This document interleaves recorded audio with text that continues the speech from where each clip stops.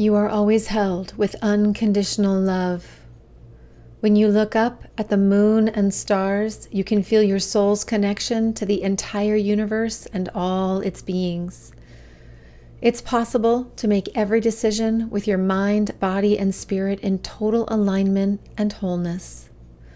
I'm Divinely Jennifer, translating astrology and health in ways you've never experienced before so that you can choose the path that is right for you.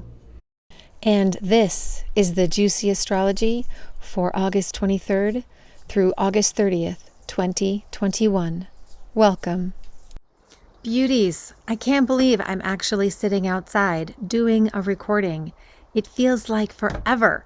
And this morning, I truly thought there was no way I could do a recording out here because it was so incredibly smoky from the Caldor and the Dixie fires.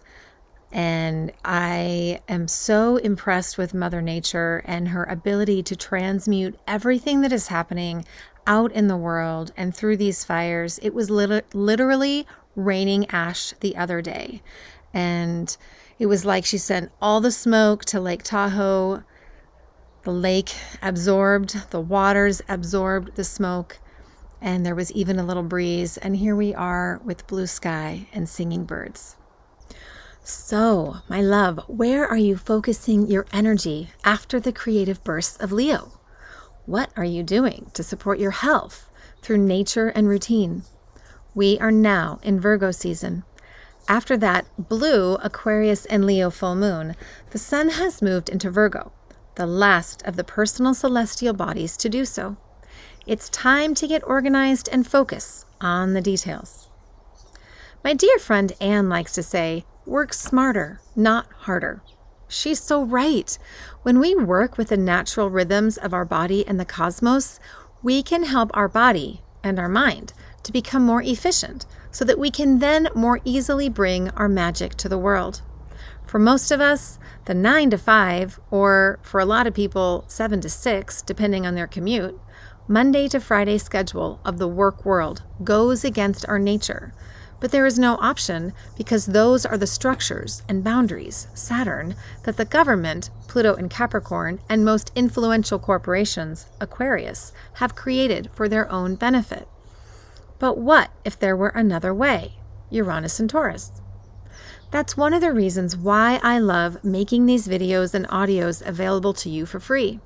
It's my way to be of service, to create a new way, a new paradigm that works with our humanity, so that you can better understand the rhythm of the cosmos and then ride in the coattails of the energy. It's a little bit like having tailwinds when you're flying in a plane instead of headwinds. The headwinds will add extra time to your journey. And I'm definitely feeling the call to listen to my body. This morning was my first without coffee in about 2 years. I've been weaning off for a couple of weeks, and I'm finally ready to make the leap to black tea, and eventually no caffeine at all. I want to rely on the wisdom and rhythm of my body versus chemical or even natural stimulation.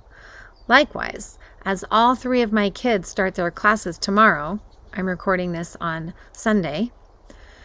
One is in high school, one in community college, and one at university. I want to streamline my daily schedule so that I can find the perfect balance, Venus and Vesta in Libra, between self-care, work, domestic responsibilities, and being a mom. And that absolutely means working smarter, not harder. If you feel called to listen to your body and are unsure about the steps to take, please visit my website, www.divinelyjennifer.com, to book a session. We can take a look at your divine astrological blueprint through an astrology and health session to help you tap into your natural rhythm. Or we can skip the astrology altogether in a supplement consultation, where we talk about supplements and herbs you might currently be taking or want to take, and how to maximize the bang for your buck. Despite all the outer planets and Eris and Pallas Athena in retrograde motion, you're definitely going to feel pushed into taking action this week. It's like being on a roller coaster. While some of the energy is gorgeous and supportive, like the grand trine in air I talked about last week, and Mercury trining Pluto, We're also facing the fourth of 5 exact squares between Pluto in Capricorn and Eris in Aries. I'll go into this transit in depth because it has such a profound potential to cause mayhem, not just on February the 27th when it's exact, but for at least the next several weeks. My lawyer said she's never been so busy putting together people's wills and estate trusts. While it's one thing to have your personal papers in order, just in case, it's another to have to show your papers. Keep leaning into the light side of the juicy astrology, the love and service sides, if you will, to keep yourself out of the rabbit hole of anger and fear. The more we shine our light together, the more we can overcome the shadows. And just a quick word, if you love this juicy astrology, please like it on SoundCloud or YouTube. Please share it on social media. And please forward it to your friends. I really want to be of service by providing these. And the more people who hear them, the more people who can tap into their light and the love and the light side of the juicy astrology. So with no further ado, here is the juicy astrology for August 23rd through August 30th, 2021. As always, all dates and times listed are Pacific Daylight Time, so please adjust accordingly to your time zone. Monday, August 23rd. The waning moon is in Pisces all day, where she is intuitive, emotional, and dreamy, and probably a little unfocused, unlike the Virgo sun. She forms a triangle of potential with Mars and Uranus in the morning. You may feel some of the emotional aftershocks of Sunday's full moon. In the evening hours, she conjuncts both Neptune and Pallas Athena, giving the evening an ethereal but detached feeling. Venus in Libra trines Saturn in Aquarius at 5:48 a.m. They're both at 8 degrees 39 minutes. This is part of the grand trine in air that I talked about during the juicy astrology for the full moon. This transit asks us to commit to relationships and a social paradigm based on love and abundance for all. To do so, we need to set boundaries around unjust systems meant to suppress and subserve. Start with yourself, then your relationships, and then the love can spread from there. At 8:22 a.m., Venus in Libra makes a biquintile to Uranus and Taurus, which may offer insights and help you put the pieces back together after the Mercury-Mars trines last week. Make a plan to get healthy. Venus in Libra sextiles Juno in Sagittarius at 11:49 p.m. They're both at 9 degrees 32 minutes. Juno, the goddess of marriage and intimate partnerships, is finally starting to move away from her conjunction to the South Node, which has been both wreaking havoc on relationships globally and also allowing people to call in more aligned relationships. This sextile between these two goddesses is a lovely balm to the world of relationships. Remember that love is an adventure of the heart. Take time to have some fun with your love today. Tuesday, August 24th, the waning moon in Pisces goes void at 2:12 a.m. with a lovely sextile to Pluto that encourages us to use our intuition to become a sovereign being.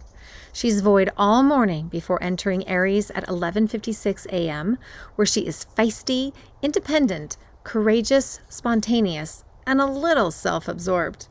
She forms a gorgeous mystic rectangle with a North Node and Ceres in Gemini, Venus in Libra, and the South Node in Sagittarius, telling us it's not selfish to follow our soul's path.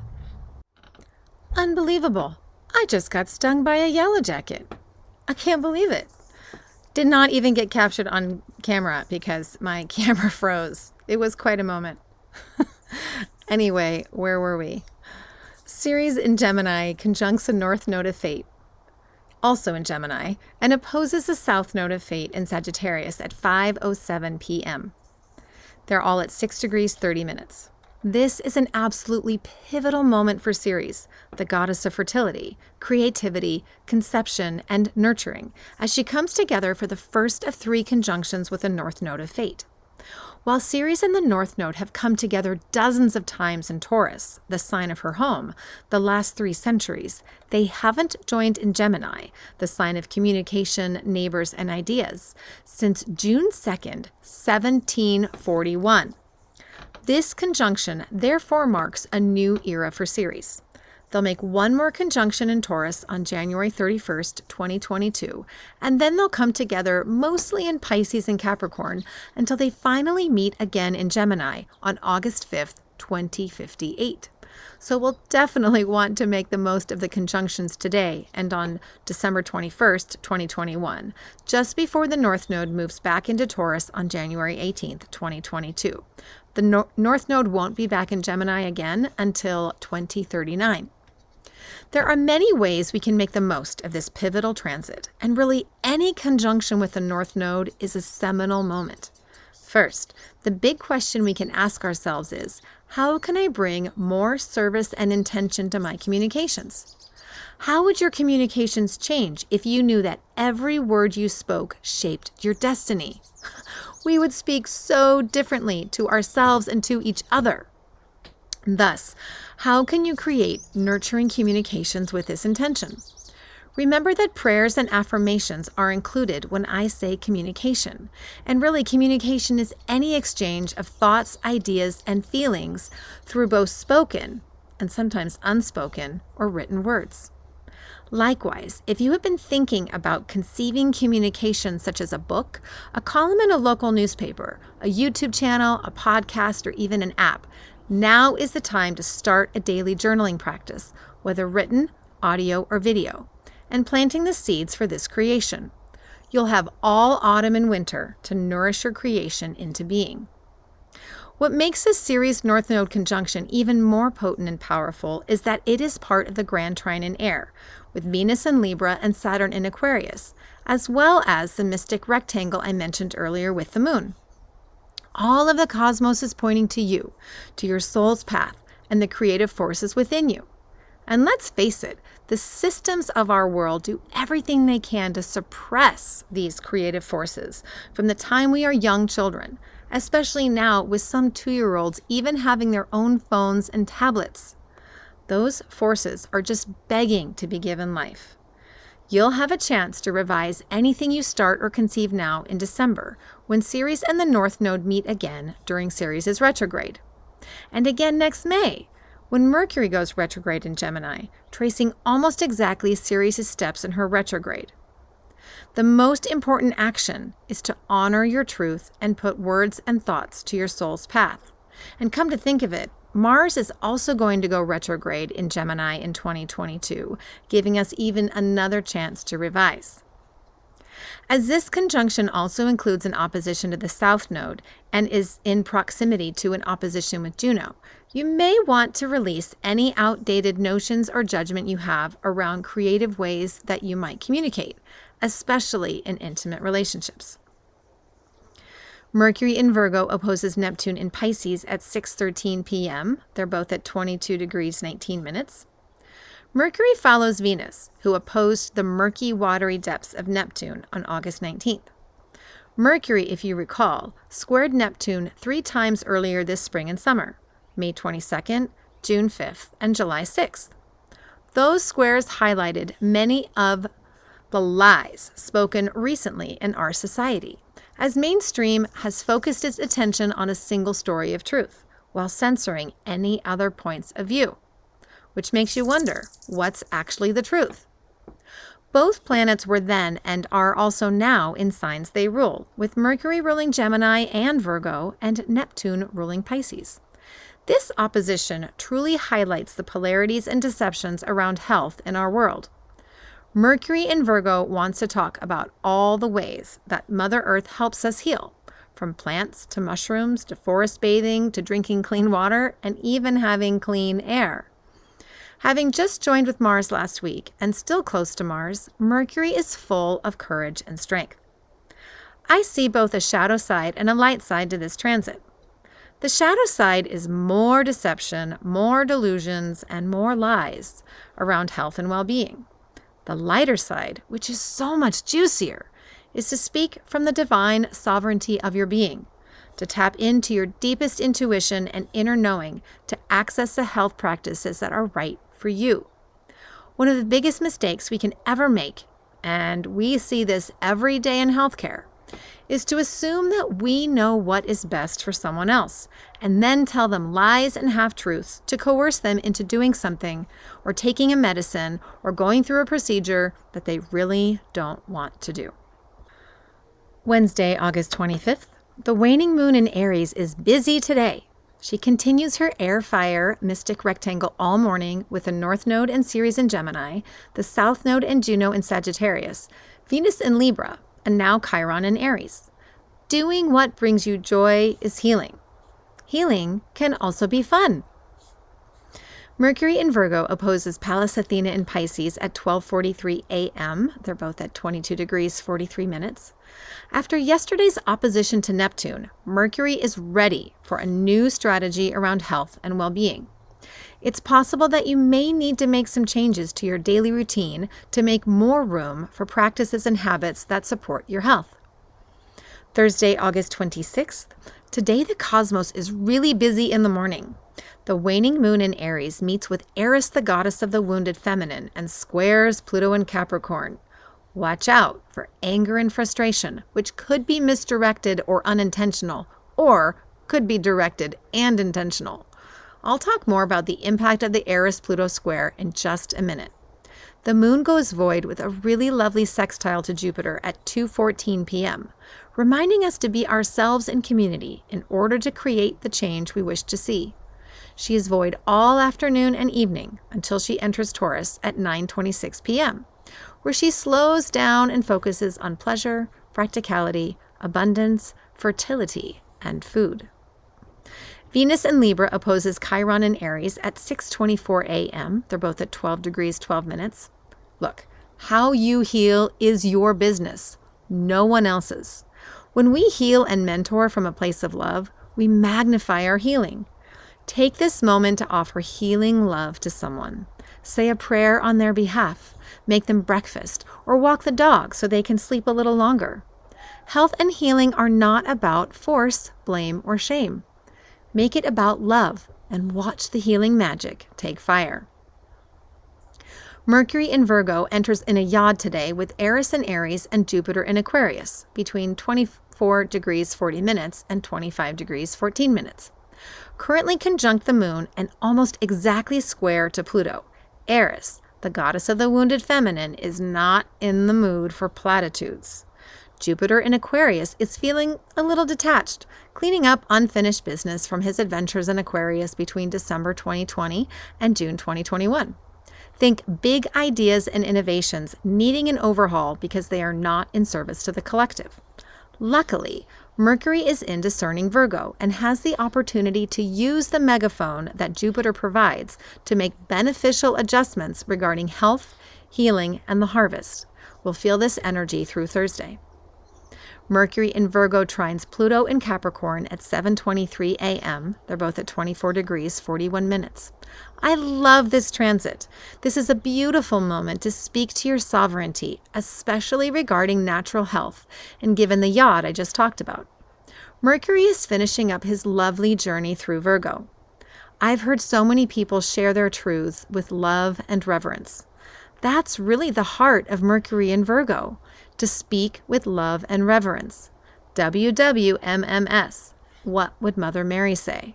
It's time to transform the conversations about health sovereignty from fear, on both sides, to love and reverence. Channel Mother Mary today in your conversations and watch the frustrations melt away. Friday, August 27th, the waning moon in Taurus has an encouraging sextile with the sun in Virgo in the morning, which I'll talk about more in a minute, and squares Saturn in Aquarius in the afternoon. Saturn wants you to work when you'd rather lie under a tree like Ferdinand the Bull, escaping the mayhem of the world. More on the mayhem in a minute. Neptune conjuncts Pallas Athena at 2:24 a.m. at 22 degrees 14 minutes of Pisces. The elusive intuitive dream meets up again with the goddess of strategy and diplomacy. They first met on May 30th, but this time are both retrograde. What would you like to do differently when it comes to listening to your intuition? What dreams are coming true? The shadow side of this transit is strategizing deceit, like psychological operations, psyops, in a good thriller, or the world around us right now. Have you ever seen the movie Conspiracy Theory with Mel Gibson and Julia Roberts? It's such a classic and a reminder how easy it is to manipulate human beings through trauma and gaslighting. The light side of this transit is to review your strategy for listening to the wisdom of your intuition as you follow the path to your dreams. I dream of a world based on love and sovereignty. That's my strategy, and I'm sticking to it. Mercury in Virgo is still in his yod with Eris in Aries and Jupiter in Aquarius. Today is the perfect opportunity to use the megaphone to adjust your conversations to spread divine feminine love. Because retrograde Pluto in Capricorn squares retrograde Eris in Aries at 8:12 p.m. They're both at 24 degrees, 40 minutes. I'm going to take at least a few minutes to talk about this transit because it's important. This is number 4 of their 5 exact squares between January 2020 and October 2021. Luckily, they won't square exactly again until 2276. However, we will feel the energy of it for another couple years. Every astrologer has talked about these squares. Why? Because they're important. Ha! You knew something big could happen, and you know something big can happen today. The first square in January 2020 was the day Kobe Bryant, American basketball star, was killed with his daughter and 7 others in a helicopter crash in Southern California. Speaking of helicopters, the moon, almost conjunct to Uranus and Taurus, is in a helicopter pattern, an aspect pattern called a helicopter. And the moon is trine the sun in Virgo, semi-sextile to Chiron in Aries, and in conjunct to the south node at the same time as this transit. Be ready to rescue a friend or be rescued today. More on that shortly. For the second exact square, on June 14, 2020, Rayshard Brooks was killed by Atlanta police, inspiring protests across the country as well as the resignation of the Atlanta police chief. On the third exact square, on December 10, 2020, the U.S. FDA approved the Pfizer mRNA vaccine for emergency use, also known as Emergency Use Authorization, or EUA, acknowledging that it was still in the experimental phase, which it still is. The day before, the UK had warned against severe allergic reactions to the same vaccine, since the clinical trial specifically excluded those with certain allergies. At the same time, Germany said they would force hospitalize, quote unquote, anyone who went against quarantine orders. So here we are, at the 4th exact square between Eris and Aries and Pluto in Capricorn. I expect there to be more fights worldwide against vaccine passports, mandates, lockdowns, and masks from people who are tired of the BS. And then those in positions of authority, like the Prime Minister of New Zealand, will tighten these controls more because of the protests and distrust. Rest assured that something consequential will happen. So, what does that mean for you? Obviously, the shadow side, well, maybe not obviously, but in astrology, obviously, the shadowiest shadow side of this transit is death, Pluto. But it's also about abuse of authority. Eris doesn't like it one bit, so she creates chaos in her anger. If there is a light or higher vibration to this transit, it's advocating for sovereignty, especially for women. Find an organization helping any woman fleeing oppression. Make donations or phone calls. Better yet, call a single parent and babysit for a few hours so that they can have a few moments of peace. Reach out to a friend in an abusive relationship to offer them unconditional support. Read the biography of Joan of Arc. She is the highest archetype of Eris and Aries. She died on March 30th, 1431, when guess what? Pluto was in Cancer squaring Eris and Aries.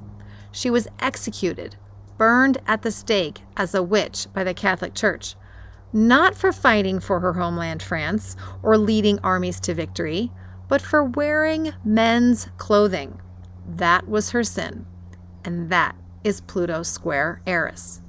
We've come so far since then, but we still have a long way to go before we see the end to abuses of authority and power. Saturday, August 28th. Whew! The waning moon in Taurus gives us a respite from Eris square Pluto and has a lovely day in support of dreams, intuition, wisdom, transformation, and sovereignty. At 1:43 a.m., Mars in Virgo makes a biquintile to Eris in Aries, brother consoling sister and helping her put the pieces back together from the chaos. He understands her spirit. The Sun in Virgo squares the North Node in Gemini and the South Node in Sagittarius at 11:55 p.m. They're all at 6 degrees 9 minutes. This will be on Sunday for most of the world. The Sun is the last personal celestial body to square the nodes. Venus on July 29th, Mars on August 11th, and Mercury on August 15th. This is a fated moment. Where do you want to take action to shine your light in service to health, well-being, the divine feminine, and the healing powers of Mother Earth? Pay attention to where your heart calls you today and how people react to your creativity and self-expression. Be noble and courageous while also humble and loving.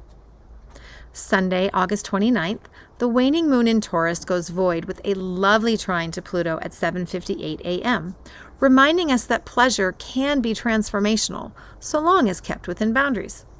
She enters Gemini at 9:41 a.m., where she is chatty, curious, social, flirty, and a bit gossipy.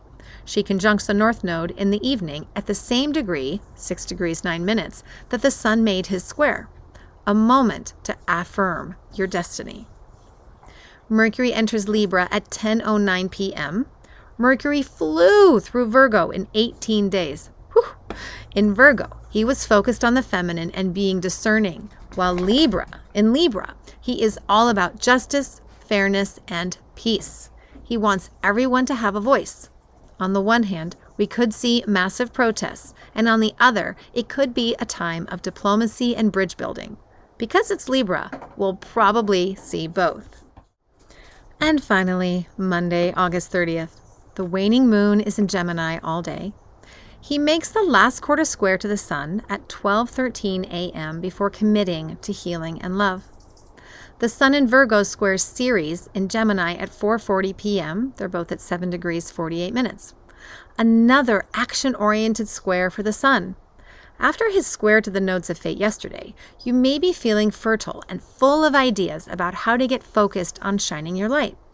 It could be uncomfortable if you have to hold your ideas in. Find a trusted friend and tell them what you're conceiving. Whatever is in service to your highest good is for the good of all, and vice versa. Also, this is a lovely moment to focus on your health and nurturing yourself, your employees, if you have them, or your pets. If you are a leader or supervisor in your work, focus today on servant leadership. Also today, fasten your proverbial seatbelts because we're now going to start feeling the energy of 4. Yes, 4. Hammers of Thor, crushing the energy blocks that hold us back. Use them wisely or else face the hammer. Because Pluto square Eris is involved with all 4 hammers, whether individually or with their square itself, there is the potential for mass destruction, literal and figurative deaths, and also huge transformation. Let's talk about them.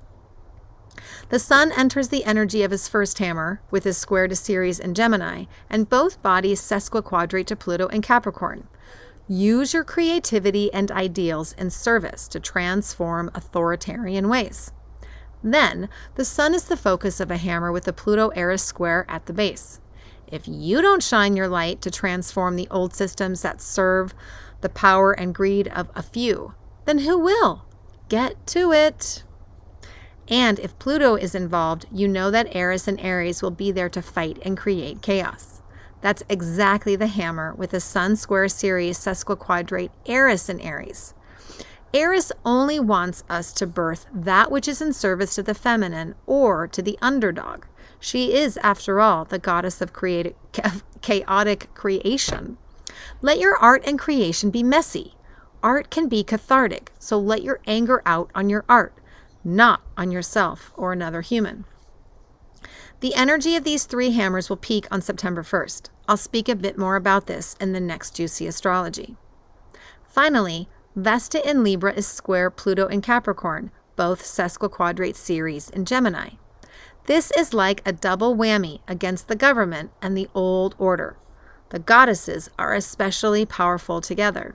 This hammer is an orb. We'll feel the energy through September 13th, so rest assured it will come up a few more times in the Juicy Astrology, including the new moon on September 6th. Okay, beauties, this is yet another loaded week between the full moon and the last quarter moon for the new moon in Leo lunar cycle. When in doubt, look up at the sky and feel into the way the stars and the cosmos connects us all, always with love. And if that doesn't do it, hop over to my website at www.divinelyjennifer.com and book a session with me. I'm sending you so much love. Thanks for listening. This has been the Juicy Astrology for August 23rd through August 30th, 2021. Have a beautiful week.